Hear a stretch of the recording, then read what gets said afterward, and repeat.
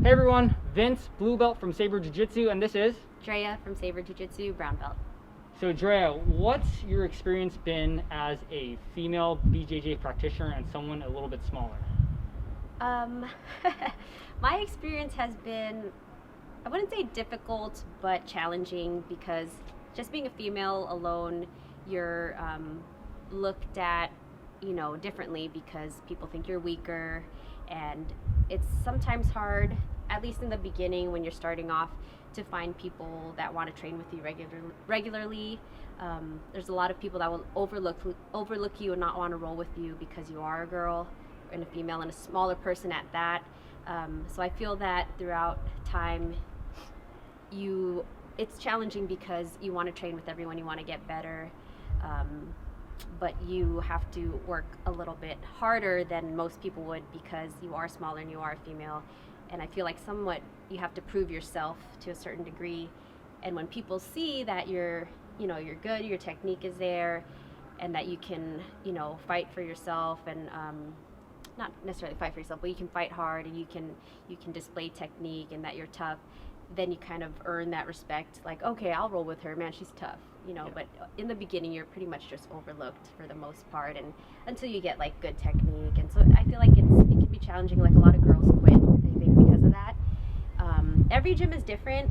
Thank God Sabre is a good gym and has a great environment, and everyone's encouraging and really helps you get better. But I know there are gyms that aren't like that. So we're very blessed to be at Sabre and to have our black belts really take the time to invest in us and to help us get better. So, but it's tough, especially being smaller. Like, it's challenging, and you really do focus on technique and leverage and every little inch of anything that can help you against bigger opponents, which is almost everyone.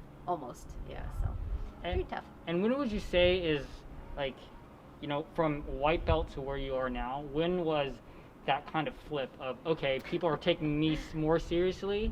Because I'm, like, being a smaller guy too, going against bigger guys, I'm still at that stage where I'm getting submitted, or people are handling me more than 50% of the time, like 80% of the time. So is it when you got to purple belt, or when you got to like a certain stage in your jiu-jitsu journey? How does that kind of look? I think I can't really recall when, and I think it also goes person to person, case to case, depending on, like, any given individual, like, and how they feel towards you, or see you on the mat, because not everybody at the gym, you won't see them all the time, you won't roll with them all the time, so it depends on the person. I think for myself, I noticed that I got better a little bit, like working through my jiu-jitsu and using it against bigger people. I started to see improvement at purple belt because I think I was attacking more, but in blue belt I remember getting better at defense a little bit, and later on, after working a lot of defense, I think I got better at trying to submit and going for submissions and being successful. But I think throughout your whole journey, you're still always learning. You can always get caught, doesn't matter like what belt level you are, but I think there was more improvement from what I remember during my purple belt times.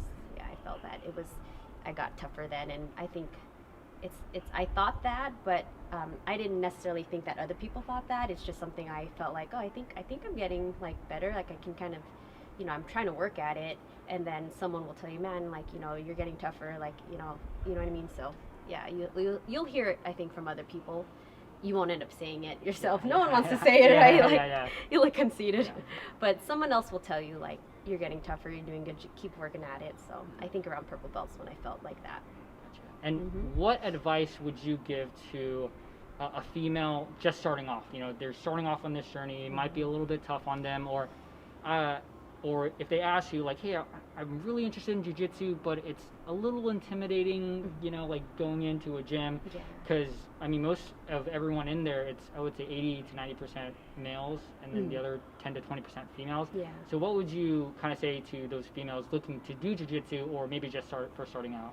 I would say commit to it first before you think of any other reasons to, that could make you want to leave. Like, just commit first, because your own discipline of, like, committing, like, will keep you in the gym. And then to kind of brush off those people that might make you feel like you shouldn't be staying for whatever reasons, like if they make you feel weak. It doesn't matter, like just stick to it. You're gonna get better. It takes a lot of practice and consistency. It will force you to like kind of dig deep. So if you want to start jiu-jitsu, know that it's going to be challenging just from the get-go. And I feel that I would say to all ladies to not give up, and that to really have like the will and kind of like that, like digging deep to kind of not be so intimidated by all these guys. Like you're gonna get your technique down, you're gonna get better, and before you know it, like those guys will be like, man, like you're tough, like it's hard rolling with you, and but it takes time. Just stay consistent, be disciplined, and find that like motivation inside. So awesome. Work at it. It takes time, a lot of time. And how many days a week do you think is, how many days do I need to come to jiu-jitsu to get good? I mean, this is more of a general question for everyone.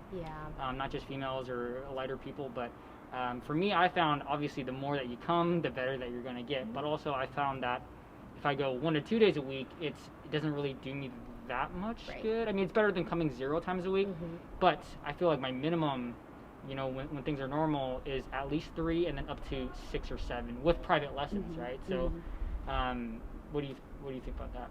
I honestly think that you should train as much as you can. Everyone has a different learning curve, Some people retain and can like execute technique right away just from like watching, even not even drilling all this right away, but actually watching technique.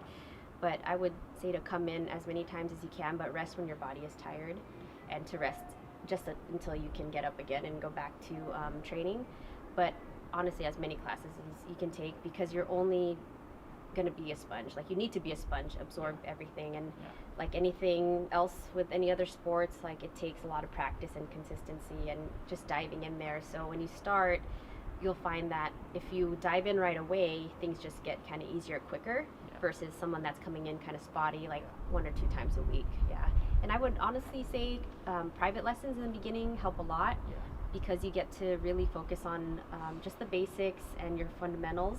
And with good fundamentals, like it will only get easier from there. Sometimes people kind of learn more advanced things in the beginning because the class doesn't necessarily, or the school doesn't necessarily teach basics all the time, or every school doesn't do that. So you'll kind of just dive into a class and you'll be like, I don't know what to do. Like, I don't know what single leg X is. You know what I mean? But so if you take private lessons, they can break down the basics for you so that you understand when you get into class and it's a little more advanced, or at least above basics. So but do as much as you can. Like, get in here. So train. So thanks for watching. Thanks for tuning in. Peace.